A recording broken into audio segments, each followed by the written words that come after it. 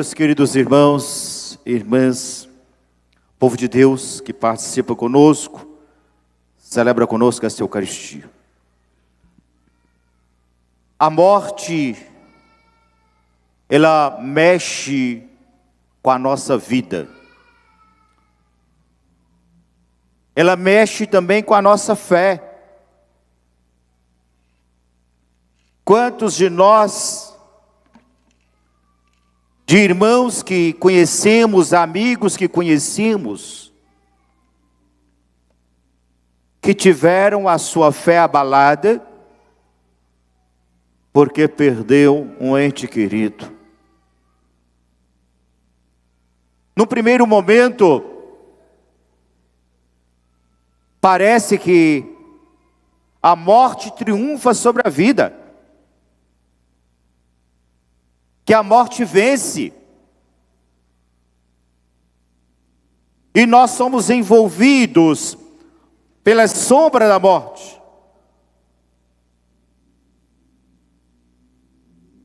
Não seria diferente com a comunidade apostólica. Não seria diferente com os discípulos de Jesus.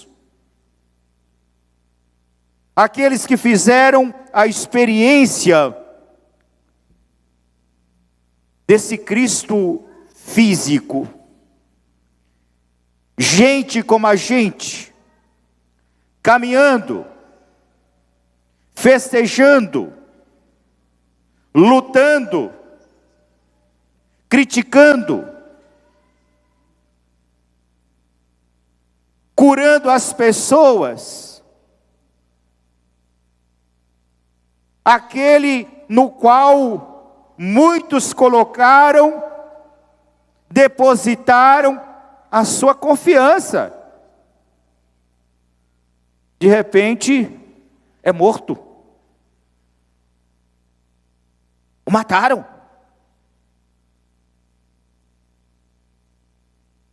Isso para os apóstolos foi uma grande decepção. E por mais que Jesus tivesse falado da ressurreição, não como possibilidade, mas com certeza, como certeza. Todas as vezes que Jesus fez o anúncio da paixão, ele fez por completo. Vou passar, vou ser entregue na mão dos pecadores, vou ser julgado, vou ser crucificado, condenado à morte, mas eu ressuscitarei. Eu ressuscitarei.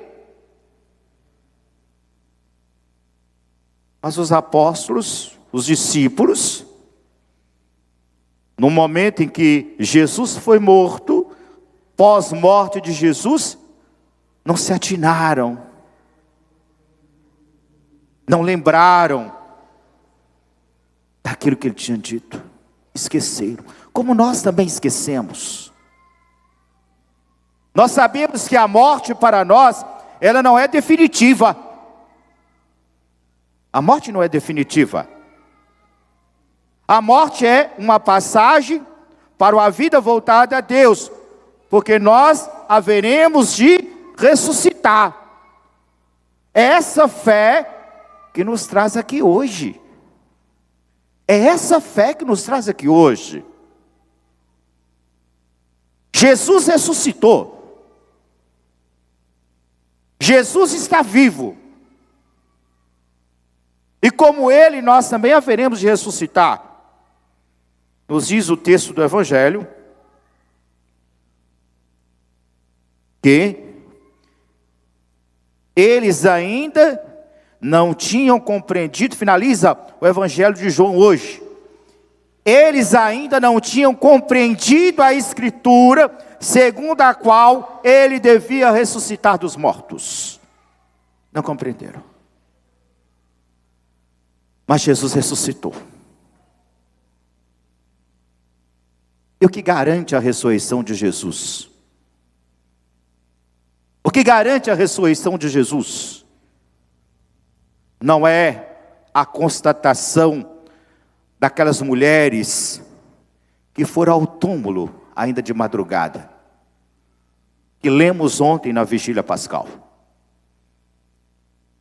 O que constata que Jesus ressuscitou não é Maria Madalena ter ido ao túmulo de Jesus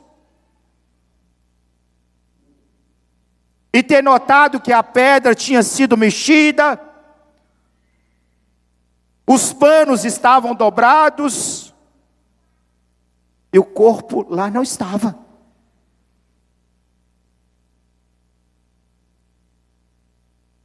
Não são sinais de ressurreição.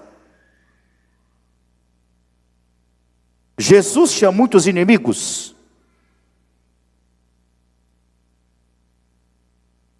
E nada custava roubar o corpo de Jesus, sumir com o cadáver. Porque aí não se tem lugar de peregrinação para um mártir ou para um herói.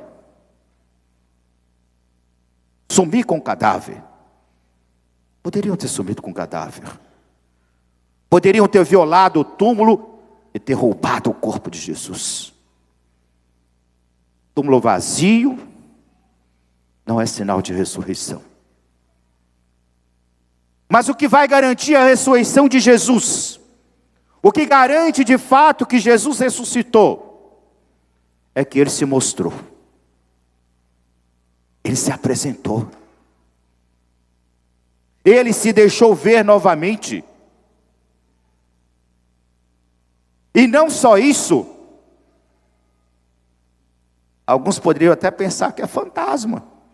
Alguém que veio do mundo dos mortos, andar, estar com eles.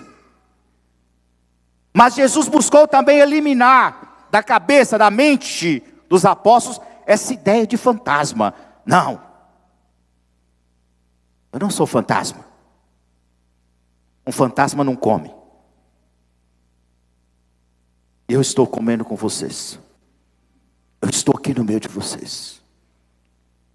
E durante todo esse tempo, meus irmãos, pós-ressurreição, Jesus vai continuar colocando na cabeça dos seus apóstolos o tato da ressurreição. Como é importante crermos na ressurreição. Como é importante para nós, cristãos católicos, termos convicção nesse dado da fé, para nós não nos deixarmos nos levarmos por outras propostas mirabolantes, mas crermos de fato que, como Cristo, nós haveremos de ressuscitar. Ressuscitar para uma vida nova, para a vida de graça, uma vida na graça do Senhor. E se nós estamos aqui, reunidos hoje, neste primeiro dia da semana, celebrando a ressurreição do Senhor, é porque esses homens, eles conseguiram compreender. Embora tiveram dificuldade, mas conseguiram compreender. E transmitiram às pessoas. A primeira leitura trazida a nós dos Atos dos Apóstolos nos apresenta Pedro. Que dificuldade que Pedro tinha de compreender as coisas. Era uma porteira. Tinha dificuldade. Mas teve um bom mestre, Jesus. Teve assistência do Espírito Santo.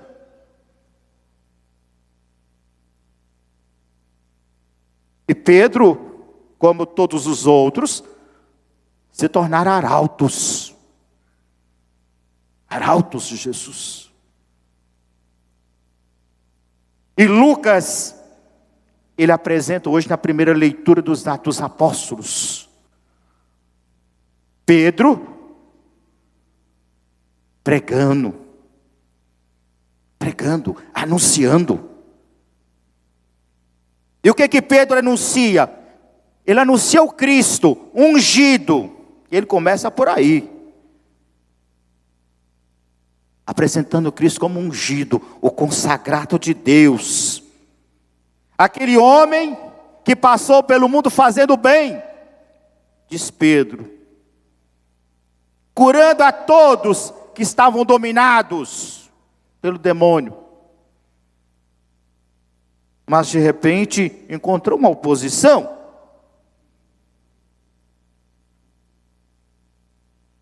O seu pensamento incomodou alguns judeus, alguns fariseus, os doutores da lei. E eles o mataram, diz Pedro, pregando numa cruz. Mas Deus o ressuscitou no terceiro dia, concedendo-lhe manifestar-se a todo o povo. E diz Pedro, e nós somos suas testemunhas. O que é isso, meus queridos? Que Pedro anuncia. É o que nós chamamos na igreja de querigma. O que é o querigma? É o conteúdo essencial da nossa fé. É o conteúdo essencial. Que Cristo nasceu, viveu entre os homens, consagrado de Deus, passou pelo mundo fazendo bem, foi perseguido, crucificaram, mataram, mas ele ressuscitou ao terceiro dia. Está vivo. E onde é que Cristo está? Ele está vivo. Mas onde ele está? No meio de nós. Por isso que toda a liturgia, nós sempre proclamamos, né? Em vários momentos da nossa liturgia, nós somos chamados a proclamarmos esse Jesus vivo, que está no meio de nós. O Senhor esteja convosco. Ele está no meio de nós. Ele estando no meio de nós, nós nos tornamos essa comunidade pascal. Nós somos uma igreja que segue um Deus vivo. Um Deus vivo. Um Cristo vivo. Passou pela cruz? Passou. Mas ele ressuscitou. Abrindo para nós o céu. Abrindo para nós a nossa salvação. Nesse domingo da Páscoa, nós celebramos a nossa salvação. A nossa salvação. Todos aqui acreditam que já estão salvos? Quem acredita que já está salvo, levanta a mão. Eu dá vontade de esconder atrás do altar.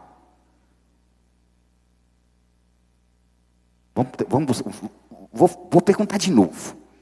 Quem aqui que já acredita que já está salvo? Levanta a mão. Aí, a criancinha que estou eu. E mesmo assim tem gente que não levantou.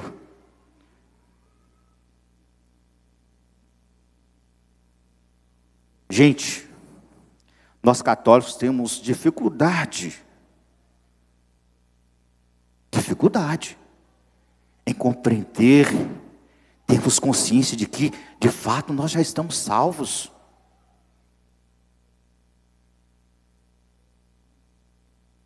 Tem hora que católico acha que o evangélico é bobo, porque fala, eu já estou salvo. Tem católico que acha graça, faz piada do evangélico, né? Ah, como é que eles já sabem que já estão salvos? Como é que eles podem afirmar que já estão salvos? Fazem piada. Não, nós não podemos fazer piada. Nós é que deveríamos ter a consciência e essa certeza de que nós já estamos salvos. É isso aí, de que nós já estamos salvos. É engraçado, quando a gente faz uma pergunta, todo mundo responde. Quando a gente repete essa pergunta, mudando um pouco a forma, pô, para. Quer ver? Jesus morreu para quê? Morreu para nos salvar. Ele já morreu? Se ele já morreu para nos salvar, nós estamos... Que dificuldade é essa? nós já estamos salvos. Não era para a gente nem pestanejar, né, Paulo? Quando alguém perguntar, você já está salvo? Não era para a gente ficar pensando, não, já estou salvo. Já estou salvo. Jesus me salvou na cruz. Jesus me salvou na cruz. Ele morreu para me salvar, para nos salvar. É preciso ter convicção. Mas talvez bate o medo em nós, né? Jesus de fato morreu para nos salvar, nós já estamos salvos. Agora, é preciso fazer por merecer a salvação oferecida por Jesus. Talvez aí esteja o nosso medo. De não termos a certeza de que Jesus, Ele se ofereceu. Ele se ofereceu.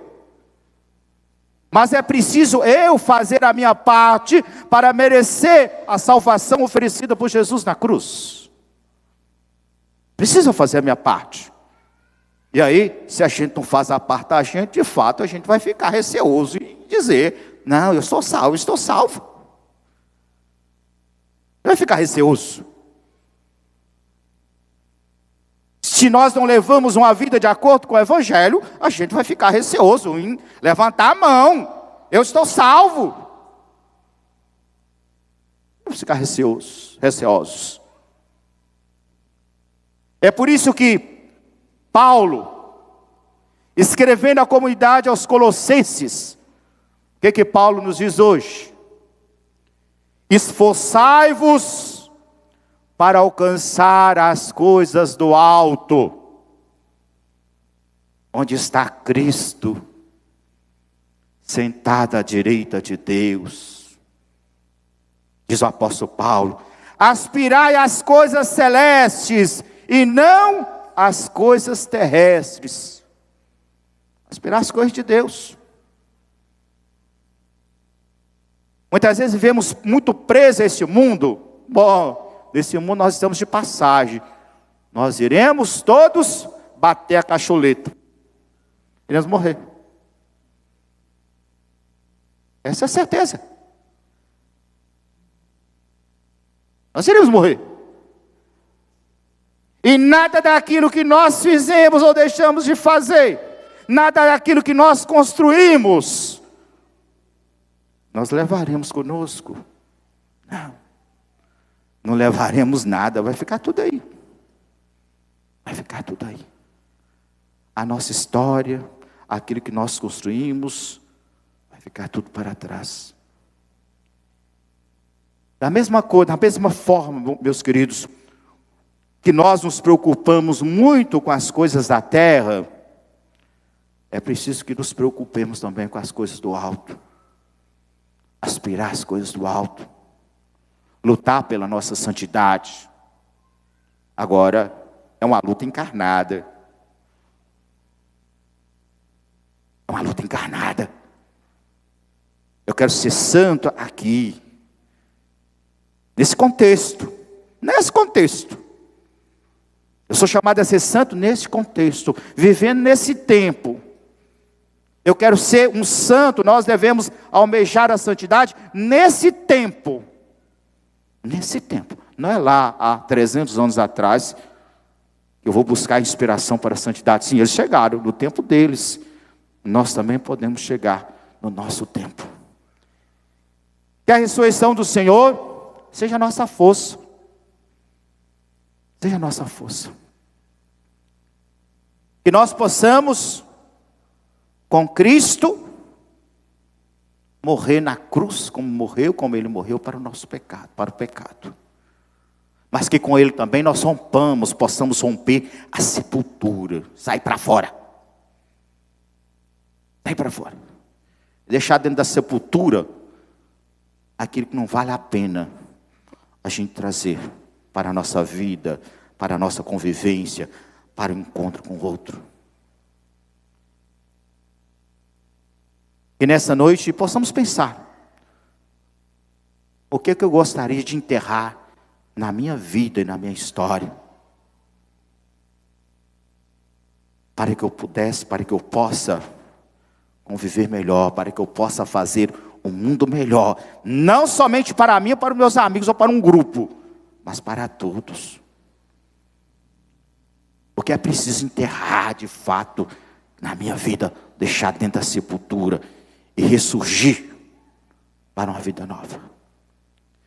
Que Deus nos abençoe e que Nossa Senhora, Mãe do Ressuscitado, interceda pela nossa igreja, para que de fato sejamos uma comunidade pascal, capaz de fazer a passagem desse mundo marcado pela perversidade para o mundo da paz, do perdão e do amor. Louvado seja o nosso Senhor Jesus Cristo.